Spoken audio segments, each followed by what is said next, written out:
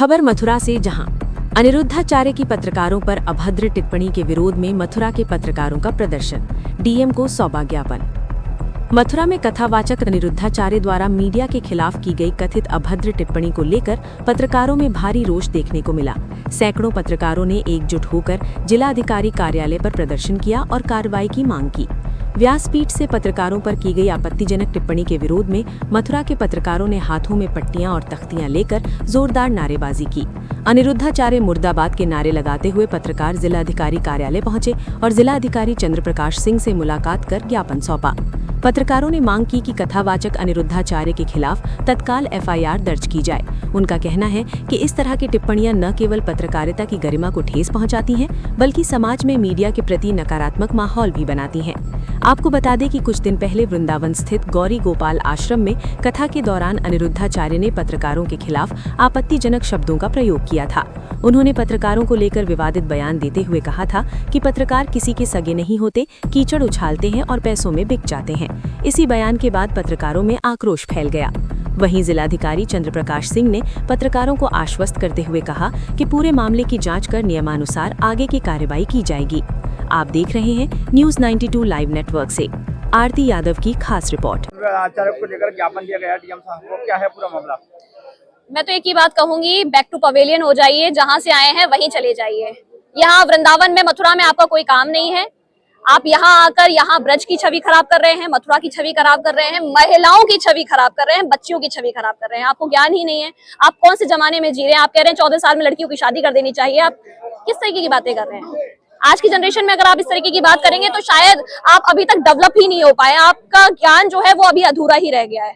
पहले आप ज्ञान ले लीजिए, उसके बाद में आप कथा करना। अभी आपको कथा करने का शायद आपको ज्ञान नहीं है, इसलिए आप इस तरीके के शब्दों का प्रयोग जो है वो बार बार अपने पद से कर देते हैं। मैं तो सीधी सी बात कहूंगी कि आप जाइए, अब यहाँ पर आपका कोई काम नहीं है। महाराज जी ने कहा है कि पहले मंत्रा लड़वाती थी, अब पत्रकार देश को लड़वा रहे हैं। हाँ बिल्कुल, मंत्रा बता रहे हैं आप इस तरीके के शब्द बोलेंगे जो आपको आसमान तक पहुंचाने का काम कर रहा है। मीडिया एक माध्यम होती है जिससे कि आप आज उस पद पर बैठे हुए हैं और आज आप उनको मंत्रा बता रहे हैं। आपको शर्म नहीं आई बोलने से पहले, या फिर आपको सच में ज्ञान नहीं है? मैं तो यही कहूंगी कि उनके अंदर ज्ञान नहीं है किसी भी चीज का, और इसीलिए वो इस तरीके का शब्द बार बार बोल रहे हैं।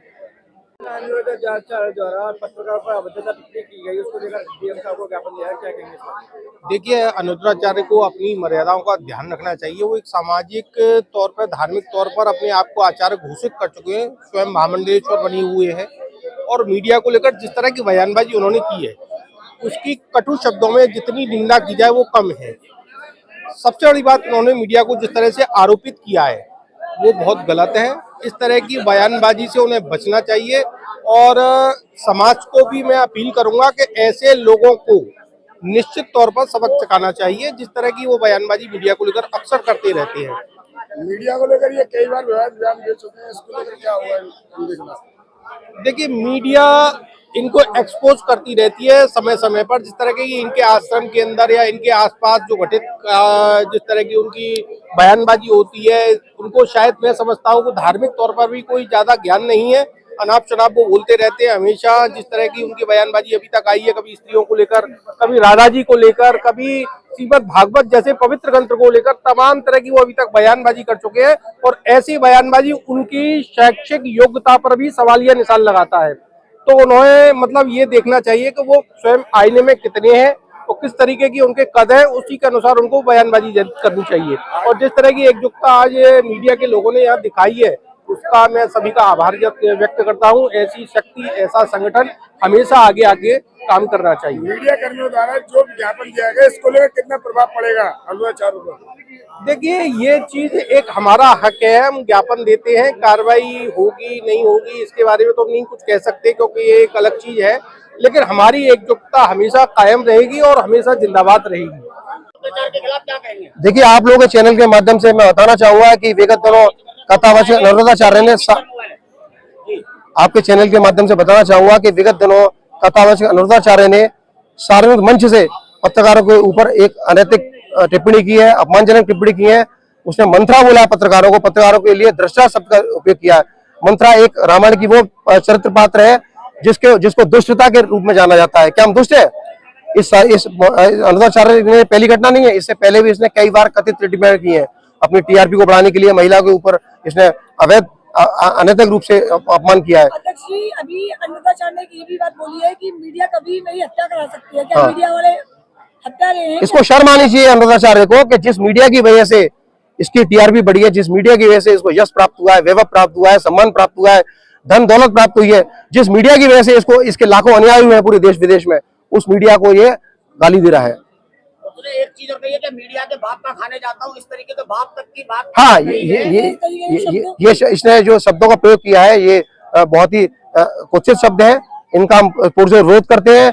आज मथुरा के समस्त पत्रकारों ने एक राय होकर एकजुट होकर डीएम साहब को ज्ञापन दिया है और हमें शिकायत की है ज्ञापन के माध्यम से कि इसके खिलाफ कड़ी से कड़ी कार्रवाई सुनिश्चित की जाए, जिससे भविष्य में ये किसी भी पत्रकार के खिलाफ कोई गलत शब्द का उपयोग ना करे। और ये आपके चैनल से मैं मांग करता हूँ, संदेश देना चाहता हूँ, जिस प्रकार से सार्वजनिक मंच से पत्रकारों के ऊपर अवैध टिप्पणी की है, अनैतिक अपमानजनक टिप्पणी की है, उसी तरीके से सार्वजनिक मंच से ये पत्रकारों से माफी मांगे।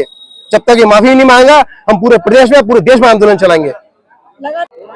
अनुराधाचार्य के खिलाफ ज्ञापन दिया है, क्या मामला? आज हमने अनिरुद्ध महाराज नहीं, अनिरुद्ध भैरूपिया के खिलाफ दिया है। कभी बहन बेटियों को लेकर, कभी पुलिस प्रशासन को लेकर, कभी शासन को लेकर। मैं आपके चैनलों के माध्यम से बताना चाहता हूं कि हमारे ब्रज मंडल में महाराज कम, भागवताचार्य कम, भट्टाचार्य ज्यादा हैं। कभी बहन बेटियों के लिए बोलता है, कभी पीरियड को लेकर बोलता है, कभी छोटी छोटी बच्चियों को लेकर बोलता है। और हमारा प्रशासन सो रहा है, हमारा शासन सो रहा है। क्या डीएम साहब को पता नहीं है? आज हमने ज्ञापन दिया, ये ज्ञापन रद्दी बन जाएगा, हमको पता है, कार्रवाई नहीं होगी, क्योंकि शासन तो भक्तों महाराज का गुलाम है, प्रशासन तो महाराज योगी जी भी है भाई। क्योंकि हमारी सुनवाई नहीं होगी, हमको पता है। आज हम आएंगे, महाराज जी को, डीएम साहब को ज्ञापन देके चले जाएंगे। उसके बाद डीएम साहब कभी भी जाएंगे तो उन्हीं अनिरुद्ध महाराज के चरणों में जाकर शरणागति हो जाएंगे। एसएसपी साहब जाएंगे तो वो भी शरणागति हो जाएंगे। मगर पत्रकारों की आवाज को उठाने वाला कोई नहीं है। अगर पत्रकारों पे अत्याचार हो जाए तो पत्रकारों की आवाज को बुलाने वाला कोई नहीं है। मैं शासन प्रशासन से कहना चाहता हूं कि पत्रकारों को अगर न्याय दिलाना है तो पत्रकारों की भी आवाज को बुलंद करिए। आप ज्ञापन लेकर उस ज्ञापन पे कार्रवाई करिए। आज हम ज्ञापन देने आए हैं, हम तो जब कार्रवाई मानते जब तक हम यहां से जाते नहीं, और अनिरुद्ध महाराज गिरफ्तार हो जाता जब हम कार्रवाई मानते। क्या कार्रवाई? काय का शासन, काय का प्रशासन। राम राम साहब।